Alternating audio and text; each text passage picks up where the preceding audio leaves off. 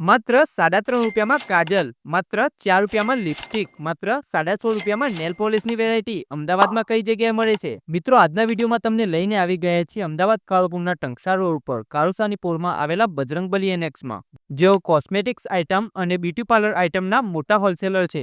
જ્યાંથી તમને કાજલની વેરાયટી માત્ર ₹3.5 માં મળી જશે, લિપસ્ટિકની વેરાયટી માત્ર ₹4 માં મળી જશે અને નેલ પોલિશની વેરાયટી માત્ર ₹6.5 માં મળી જશે.